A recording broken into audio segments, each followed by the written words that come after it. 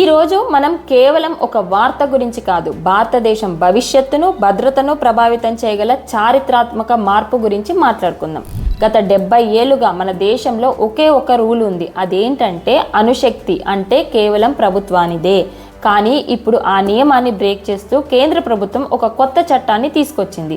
అదే కొత్త అణుశక్తి బిల్లు. అసలైతే అణు రియాక్టర్లు కట్టాలన్నా, యురేనియం లాంటి అణు పదార్థాలు వాడాలన్నా, న్యూక్లియర్ మిషన్స్ తయారు చేయాలన్నా దానికి పూర్తి బాధ్యత అటామిక్ ఎనర్జీ డిపార్ట్మెంట్ లాంటి ప్రభుత్వ సంస్థలదే. ప్రైవేట్ కంపెనీలకు ఇందులో అస్సలు చోటే లేదు. ఈ కొత్త బిల్లు ప్రకారం ఇప్పుడు ఏం జరగబోతోంది అంటే కొన్ని కండిషన్స్ పెట్టి ప్రైవేట్ కంపెనీలు కూడా అణురంగంలోకి రావడానికి అనుమతి లభిస్తుంది. ఉదాహరణకు అణు విద్యుత్ ప్లాంట్ల నిర్మాణంలో లేదా అణుశక్తికి సంబంధించిన కొన్ని పరికరాల తయారీలో ప్రైవేట్ భాగస్వామ్యం పెరుగుతోంది. ప్రభుత్వ లక్ష్యం ఏంటి అంటే మన దేశంలో కరెంటు డిమాండ్ రోజు రోజుకి పెరుగుతోంది. మనం బొగ్గుపై ఆధారపడడం తగ్గించి కాలుష్యం లేని న్యూక్లియర్ ఎనర్జీని ఎక్కువగా వాడుకోవాలి. మన లక్ష్యం 2047 నాటికి అణు విద్యుత్ ఉత్పత్తిని భారీగా పెంచడం. ఈ లక్ష్యాన్ని త్వరగా ఛేదించాలంటే ప్రైవేట్ కంపెనీల డబ్బు, టెక్నాలజీ, వేగం అవసరం. అందుకే ఈ నిర్ణయం తీసుకుంది కేంద్ర ప్రభుత్వం.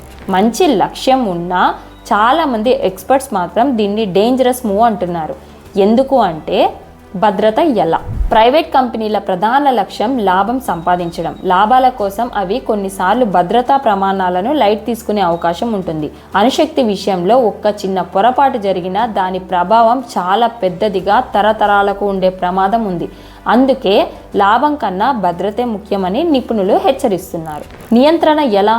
మన దేశంలో బ్యాంకులు చాలా కఠినమైన నియంత్రణతో ఉంటాయి. అణు కంపెనీల విషయంలో ఈ నియంత్రణ, తనిఖీలు అంతకంటే 100 రెట్లు కఠినంగా ఉండాలి. కేవలం రూల్స్ పెడితే సరిపోదు, వాటిని ఎంత కఠినంగా అమలు చేస్తారనేది అసలు పాయింట్. ఇక మూడోది సైబర్ వార్నింగ్. ఇది చాలా చాలా సీరియస్ పాయింట్. మన అణు కేంద్రాలు, ఉదాహరణకు కుడంకులం ప్లాంట్ ఇప్పటికే సైబర్ దాడులకు గురయ్యాయి. గవర్నమెంట్ ప్లాంట్స్ సెక్యూరిటీనే ఇలా ఉంటే ఒక ప్రైవేట్ కంపెనీల సెక్యూరిటీ ఎలా ఉంటుందో ఆలోచించండి. హ్యాకర్స్ లేదా శత్రు దేశాల నుంచి వచ్చే దాడులను తట్టుకోవడం ప్రైవేట్ సంస్థలకు పెద్ద సవాల్గా మారుతుంది. ఈ బిల్లుకు ప్రభుత్వం ఆమోదం ఇచ్చింది, కానీ ఇది ఇంకా పూర్తి చట్టంగా మారలేదు. దీనిపై పార్లమెంటులో గట్టిగా చర్చ జరగాలి. ఆ తర్వాత రాష్ట్రపతి సంతకం చేయాలి. కాబట్టి ఇప్పుడు బంతి ప్రజల కోర్టులో ఉంది.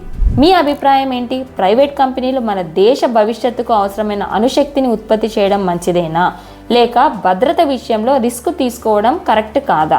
మీ ఒపీనియన్ని కింద కామెంట్ బాక్స్లో తెలియచేయండి. వీడియో నచ్చితే ఒక లైక్ చేయండి.